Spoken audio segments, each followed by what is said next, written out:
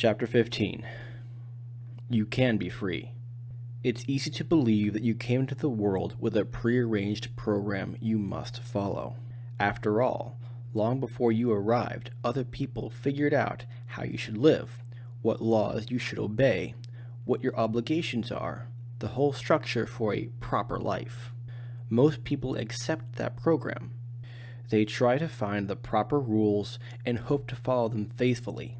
They do everything possible to live up to the images that others declare to be moral, rational, or acceptable. The tragedy is that each of them has only one life, and he throws that life away, trying to live it as someone else has dictated. He accepts the traps without question. He allows the world to act upon him instead of creating a joyous world for himself. As a result, he comes to accept as part of life many discomforts, problems, and aggravations. When he gets into a box, he accepts it as his lot. It's tragic. As you consider the prearranged programs that others hand you, remind yourself that you have only one life. Ask yourself whether you are willing to trust it to someone else's information, ideas, or plans. Are you willing to give up the one life you have in order to conform to the way others think you should live? Your life is all you have. What could possibly be important enough to warrant throwing that life away? Of what value is society if you must give up your happiness for it?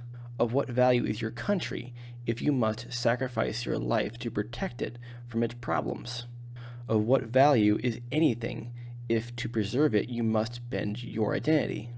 Nations, societies, communities, families, marriages, jobs, relationships. These things are all means to an end, and the end is your happiness. You can achieve genuine, durable happiness only when your own identity is preserved.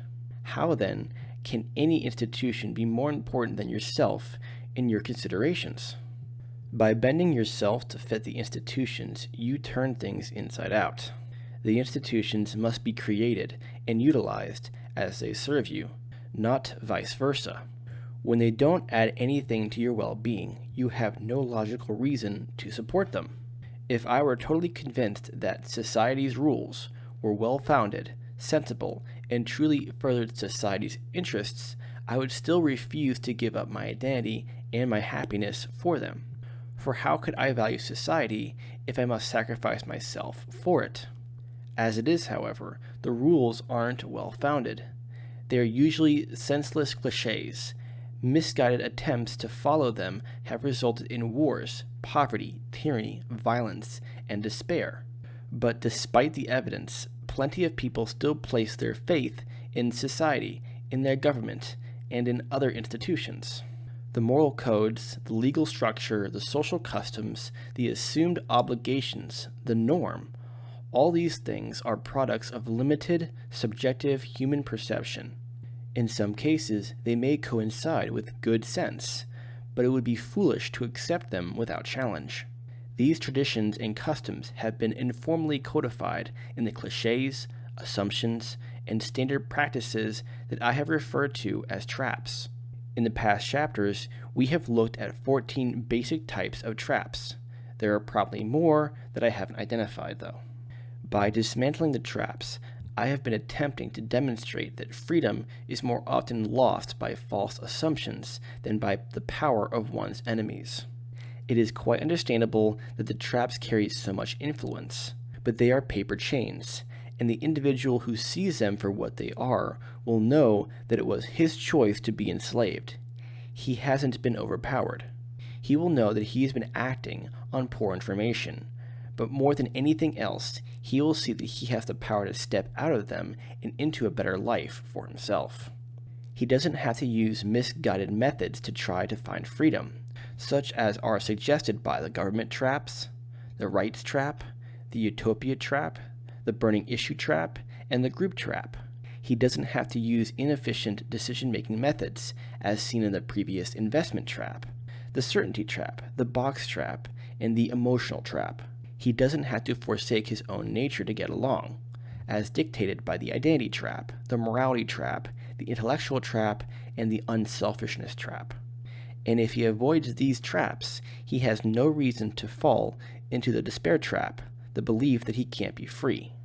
Life is understandable. The traps can make the world seem too big and complicated for an individual to act on his own, and that reinforces the individual's sense of helplessness, his feeling that his life isn't in his own hands. Through it all, however, the world is quite simple. I find that when I integrate everything I see around two basic principles, it all makes perfect sense. 1. Each person seeks his own mental well-being, happiness. And 2. Everything that happens is the effect of a prior cause. When you don't understand a situation, it helps to stand back for a minute. Think of each person involved and ask yourself, what is he trying to do? How does he believe he's furthering his own well-being? That can make his actions much more understandable and predictable. It doesn't matter whether his conduct is right or wrong. That's what he's doing, and you're not going to be able to re-educate him instantly. As you view the identities of others, you make it far easier on yourself if you accept them as they are. Attempts to change others are rarely successful, and even then probably not completely satisfying. To accept others as they are doesn't mean you have to give in to them or put up with them. You are sovereign. You are your own world. You can choose. In any situation, ask yourself, is this what I want for myself? If it isn't, you don't have to remain there. There are millions of people out there in the world. You have a lot more to choose from than just what you see in front of you now. Your sovereignty. You have probably heard all your life that there are things in this world more important than yourself. If so, it can take time to accept the fact of your own sovereignty. It can seem natural to assume that your future will be decided by others, that your purpose in life is to serve society, your country, or the world, as determined by others. But whether or not you accept it, you are sovereign.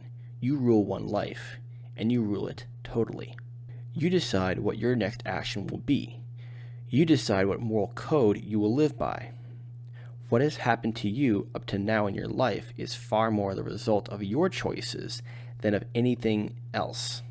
Others have affected you, but you are the one who decided whether or not you would associate with them.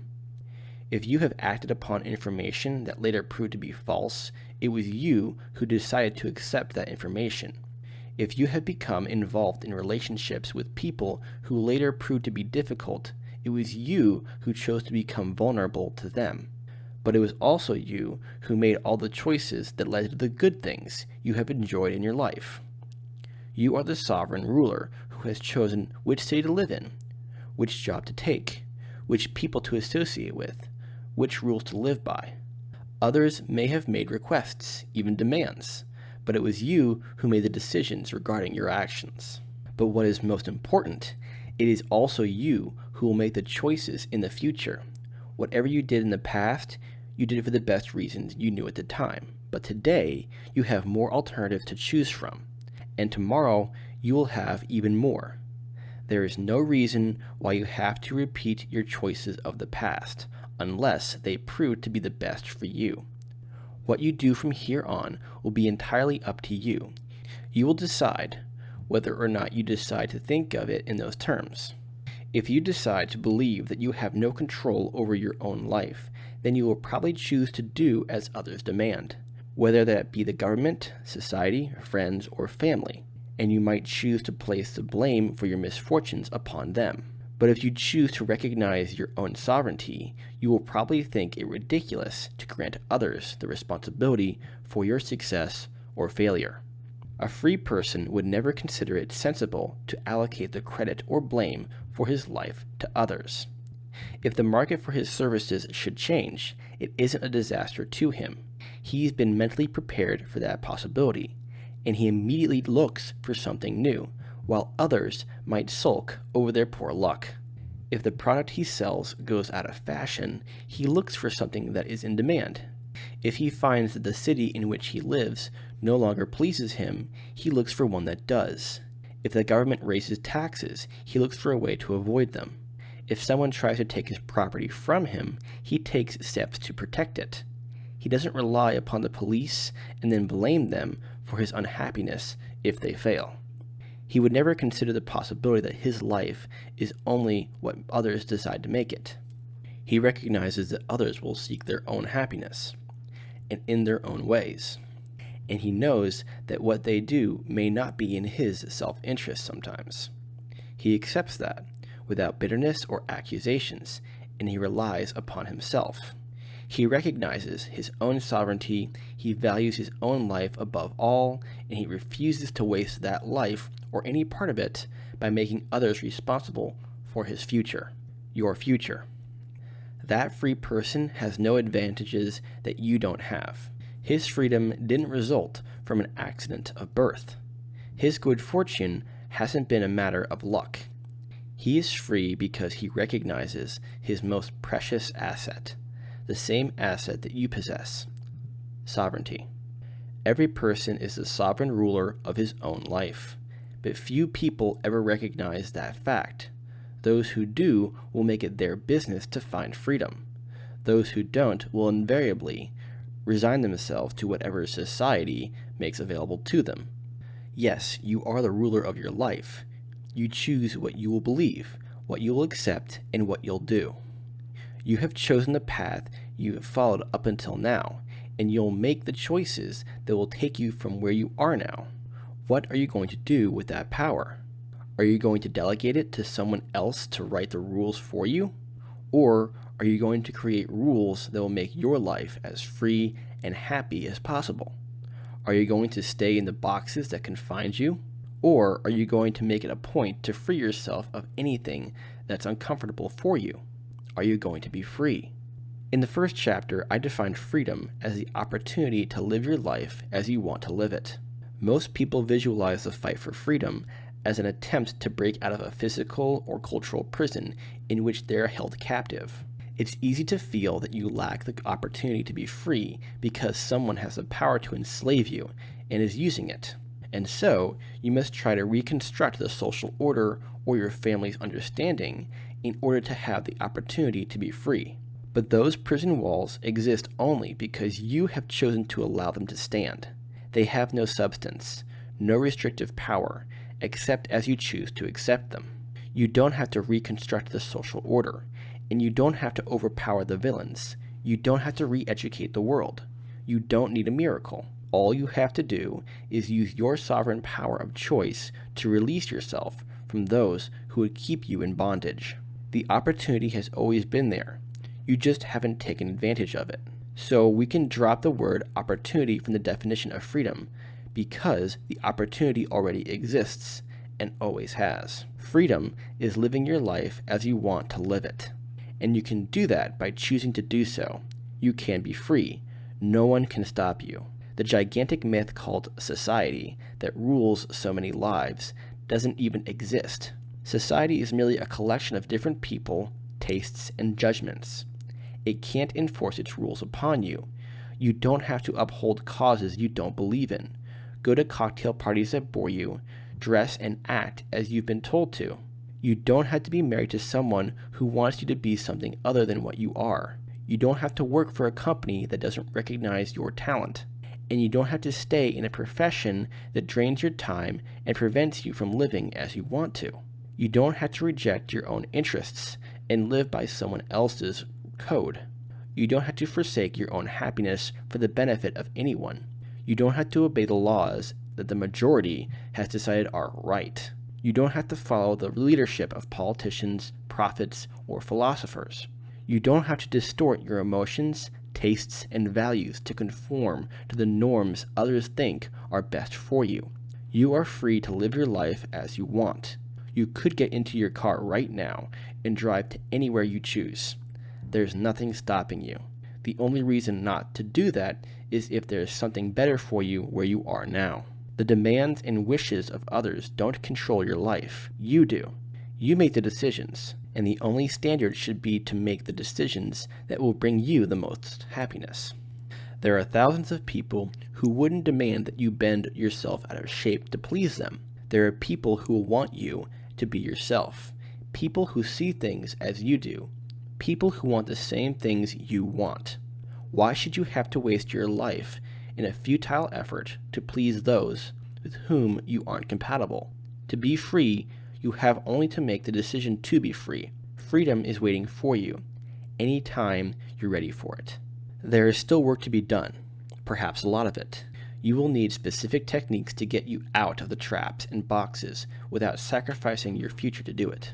You will need alternatives so that you can avoid taxes without going to jail, live your own life without having to be lonely, dissolve uncomfortable relationships with a minimum of emotional upheaval.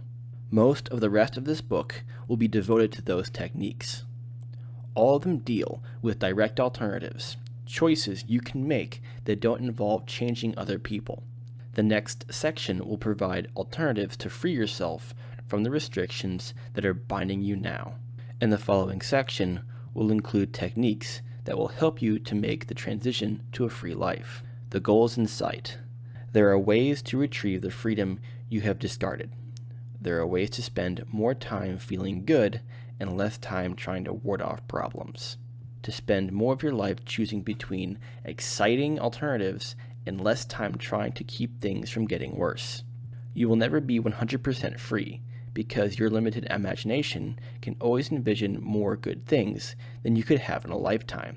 So you will always have to make choices, recognize consequences, and keep your most important values uppermost in your mind. But I would guess that the average person is no more than 10 to 30% free, and I believe it's possible for most people to raise that up to as much as 60 to 90% freedom. That is a considerable change, and you can make the change if you direct your effort where it will have the greatest effect, on the direct alternatives that you control. The most wonderful part of it all is that it's entirely up to you. You don't have to depend upon circumstances. You can create the circumstances that please you. Your success depends only upon your willingness to assert your freedom and to implement it. Everyone begins life as a free person, but as time passes, most people accept the prearranged programs and never stop to realize the freedom they possess. They accept standards and situations that are unsuitable to them, but that doesn't have to apply to you. You can have your freedom back anytime you choose to take it. You can be free.